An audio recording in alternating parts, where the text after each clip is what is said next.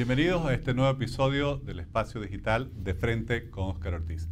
En los últimos días hemos tenido una discusión, un debate, una polémica en el país por la escasez de maíz debido a la sequía, pero también por reclamos de los productores de que se les autorice a utilizar biotecnología y una nueva negativa del gobierno nacional y sus autoridades, quienes han respondido incluso con amenazas contra los productores.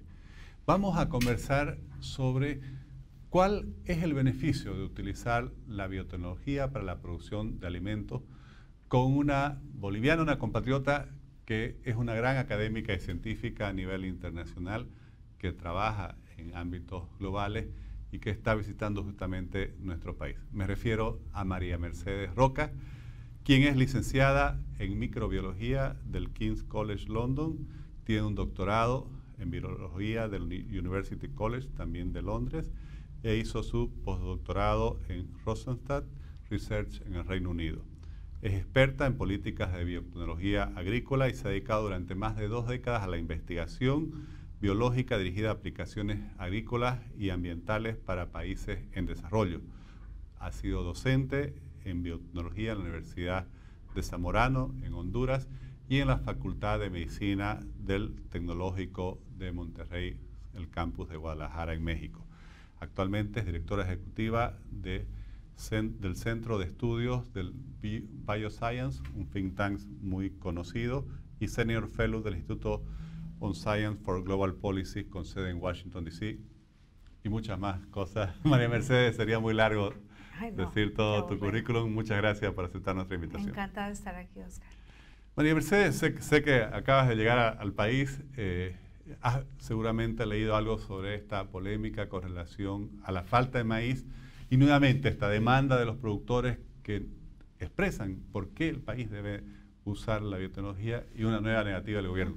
¿Cuál es la realidad sobre el uso de la biotecnología como científica? ¿Qué nos puedes comentar?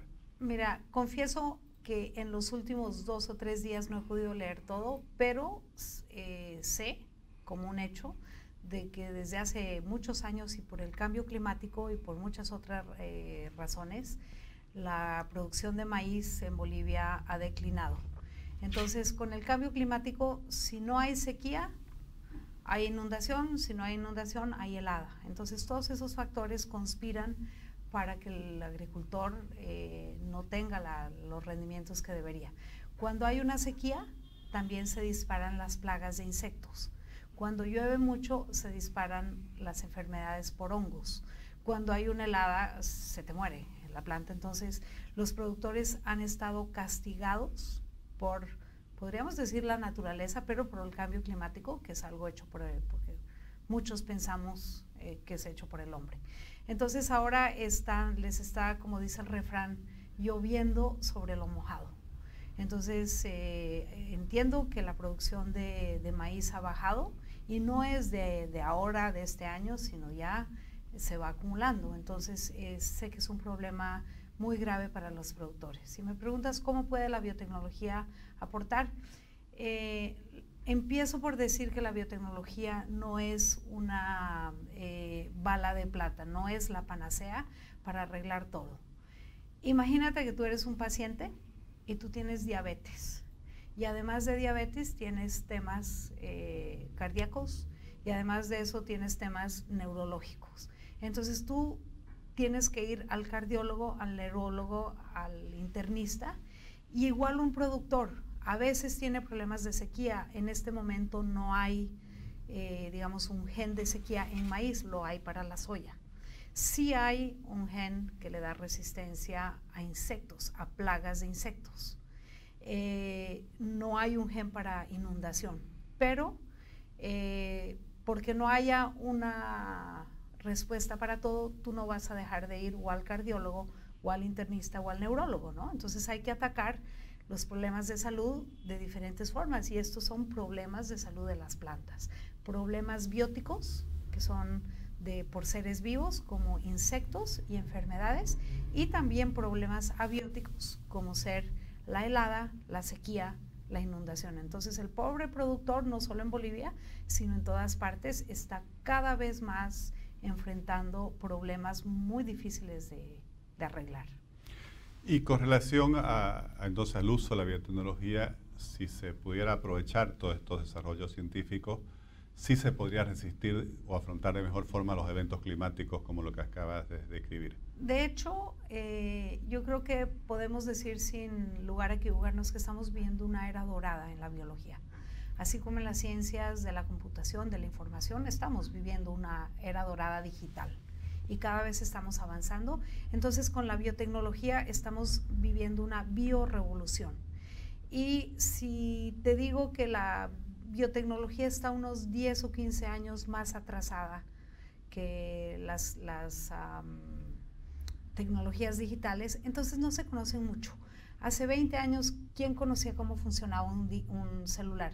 ¿Quién tenía WhatsApp? ¿Quién tenía Twitter? ¿Quién podía mandar un video o una foto? Entonces la biotecnología está en donde estaban estas tecnologías hace 20 años. Nosotros tenemos que, como país, tener una regulación coherente y luego de tener una regulación coherente, pensar cómo vamos a utilizar estas tecnologías para beneficio de la sociedad. Y te digo una analogía, todas las tecnologías pasan por un proceso de domesticación y democratización. ¿Qué quiere decir eso? Esto, por ejemplo, primero se domesticó en el sentido de que yo no sé cómo hacer un video porque yo no soy cineasta, pero yo sé cómo apretar el botón para hacer un video y mandártelo a ti por WhatsApp, o un audio, o todo lo que hacemos en el celular, sin tú y yo entender la tecnología.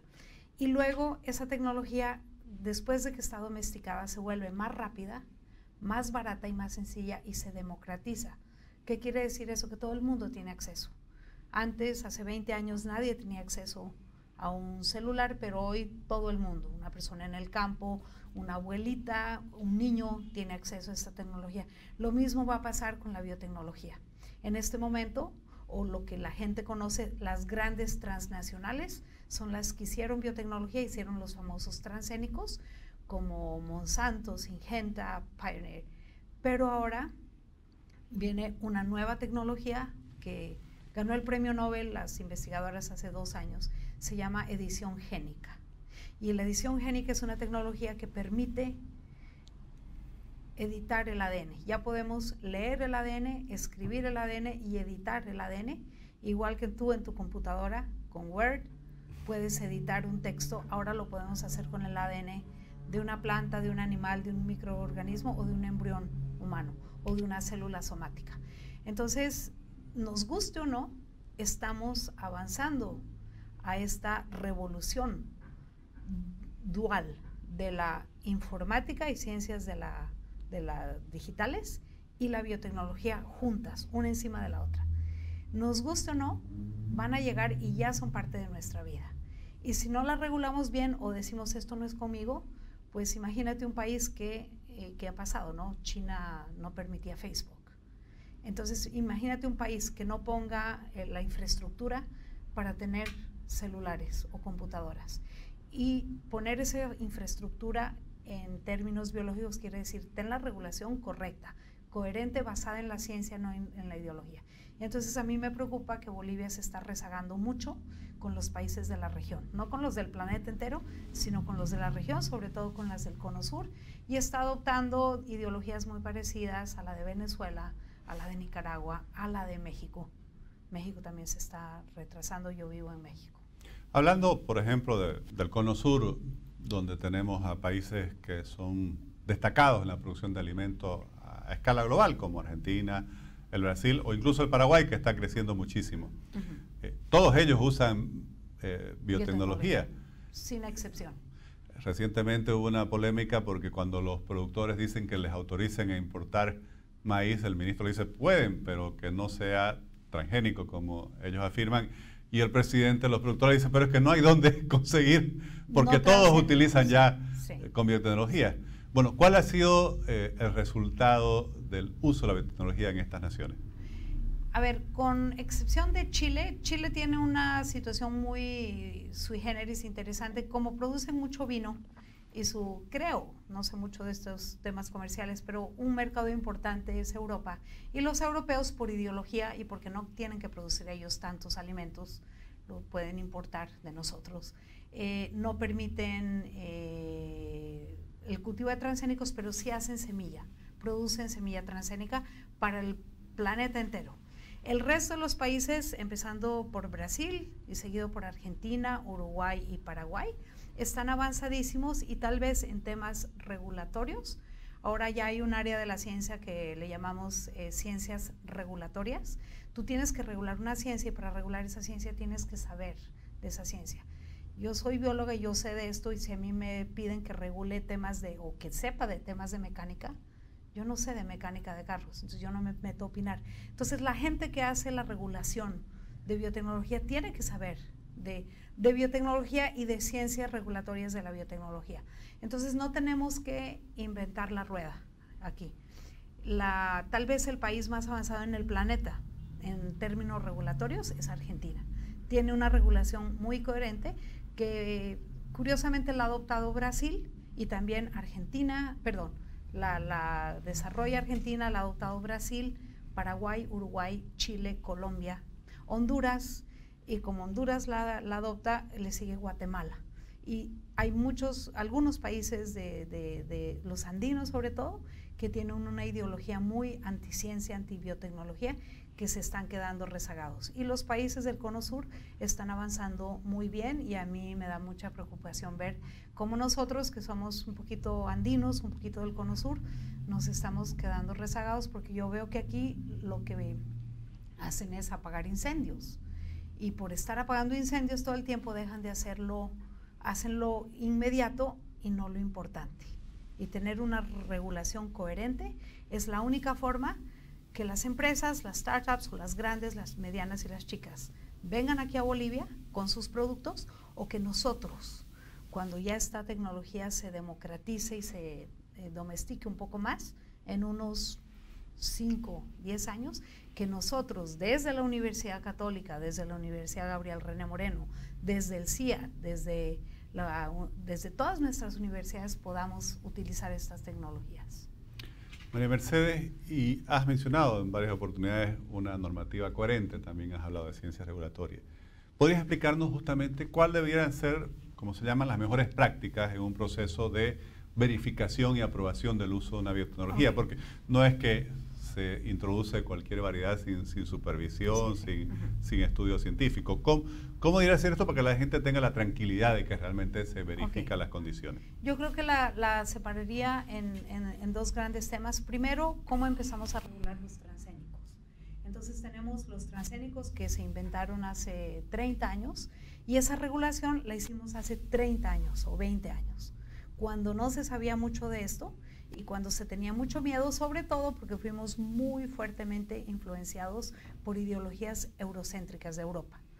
Y ahora tenemos otra tecnología que es la edición génica. Imagínate regular los primeros celulares, esos que eran como unos ladrillos, y regular un smartphone que te puede espiar, o sea, tú puedes poner un celular y escuchar conversaciones, entonces hay forma diferente de regular. Entonces, la primera tecnología la regulamos, con transgénicos ya hay una regulación, y en Bolivia hay una regulación muy, se llama precautoria, de que esto es muy peligroso, entonces tenemos que ser muy precautorios cómo regulamos eso. Yo y muchos otros, la comunidad científica, con algunos detractores, sí, está de acuerdo que esto no ha llegado a los riesgos que se decían que iba a llegar, que da cáncer, que mata variedades criollas. Eso no pasa, en la práctica no pasa. Y ahora tenemos que regular la edición génica. Y no tengo mucho tiempo para explicarlo, voy a explicar en dos conferencias que vamos a tener el miércoles. ¿Cuál es la diferencia entre un transgénico y un cultivo editado? En muy grandes rasgos, el transgénico, como lo dice la palabra, tiene un transgen. Por ejemplo, un maíz tiene un gen que viene de una bacteria que produce una toxina que es tóxica a insectos lepidópteros, a un tipo de insectos plagas. Mientras que el cultivo editado, dependiendo de 3 subtécnicas, tú puedes apagar un gen para que no se produzca una proteína que le da una característica a la planta, puedes cambiar un gen de una forma muy pequeña, cambiándole 1 o 2 nucleótidos o letras. Entonces ahí no se considera que ese cultivo es transgénico, sino simplemente editado. Y como tal no debería pasar por esa regulación horrible que tenemos para transgénicos. Si por el contrario utilizas estas tecnologías y pones un transgén, ¿qué se puede?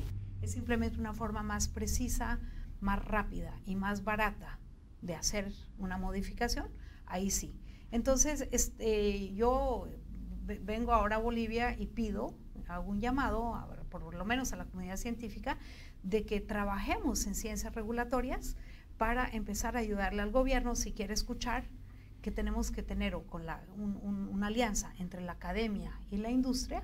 Hay un triángulo, el gobierno, la academia y la industria, tienen que trabajar en conjunto. Entonces, hacer lo que yo le llamo un white paper o policy paper, para que esté listo para cuando el gobierno ya pueda atender estos temas, de tener unas políticas coherentes, porque si no tenemos una coherencia política, perdón, no política, legislativa, o sea, políticas coherentes, ninguna compañía va a querer estar aquí y ninguno de nosotros como académicos vamos a querer empezar proyectos y empezar startups si no hay coherencia jurídica y si no sabemos si vamos a estar protegidos. Y desgraciadamente, nos guste o no, el tema de la propiedad intelectual es un tema. Tú no te vas a pasar la vida entera desarrollando algo y después lo regalas o que todo el mundo te lo copie, ¿no? Entonces, nos guste o no, ese también es un tema difícil.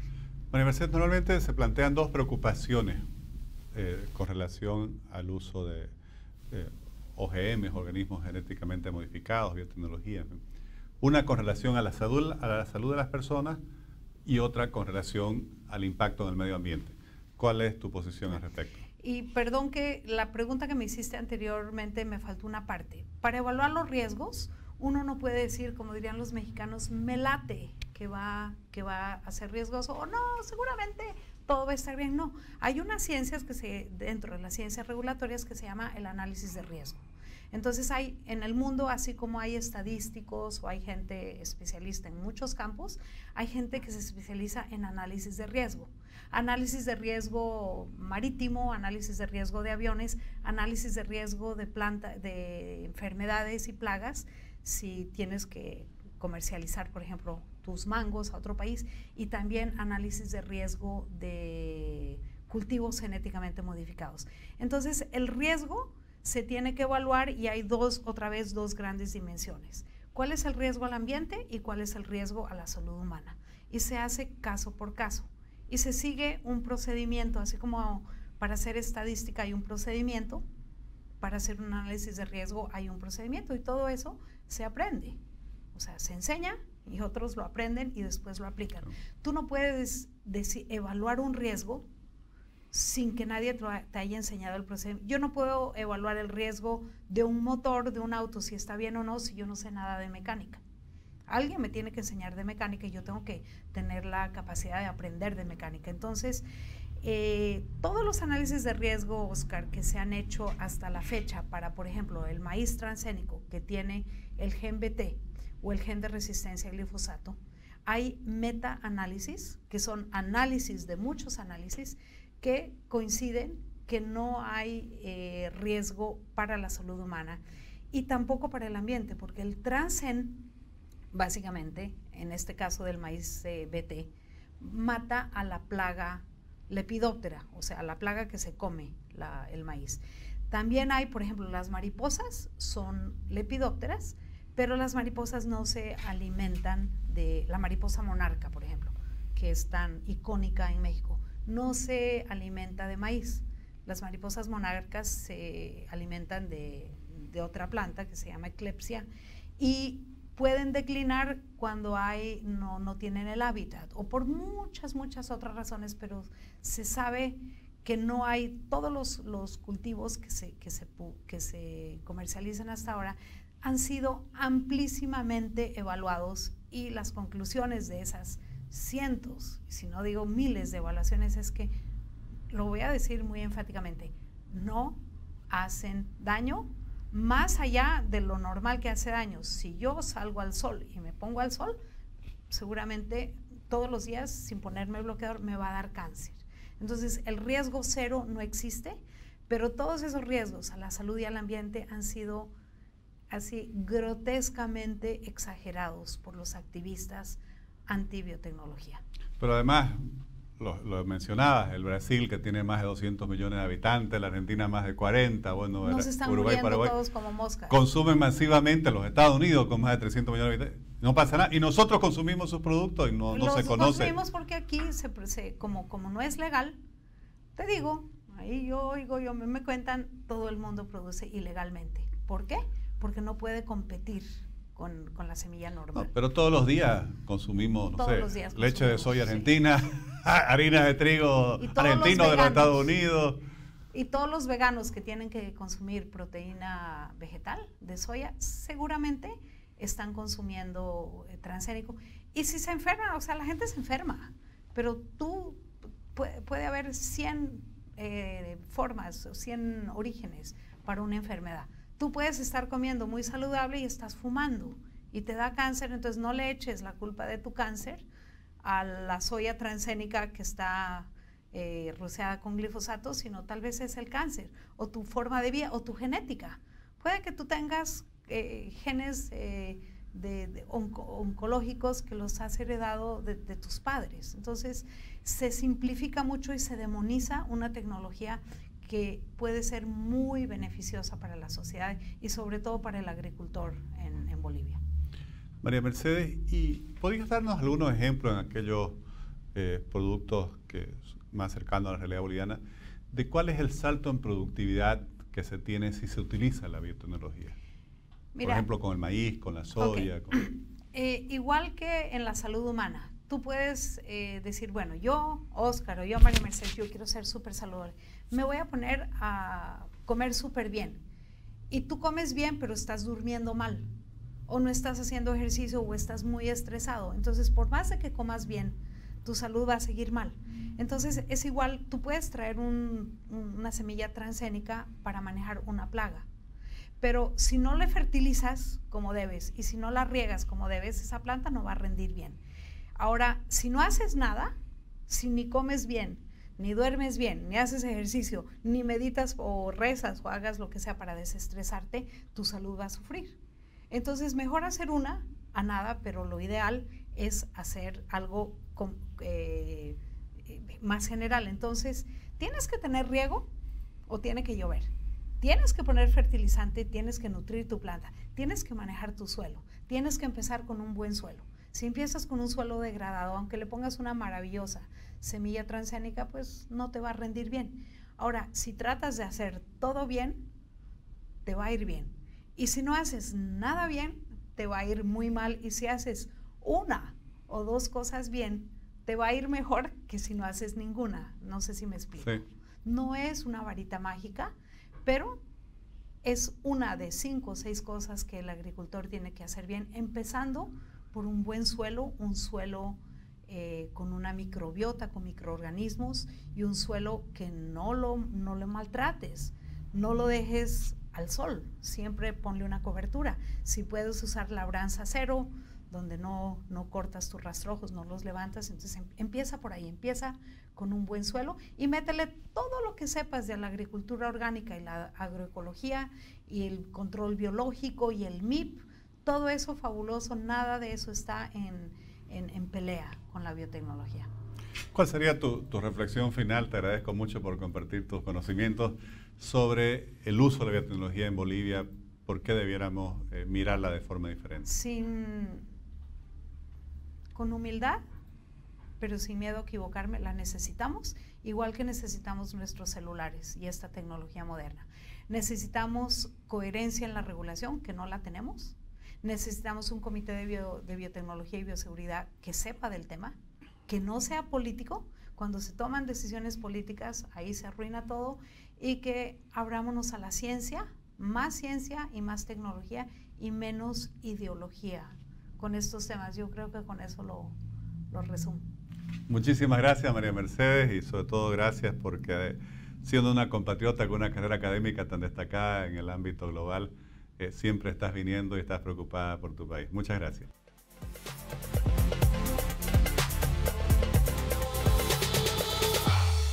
Primero, orgullosos de tener una compatriota como María Mercedes Roca con ese grado de formación académica, científica y además dedicada a la investigación a nivel internacional.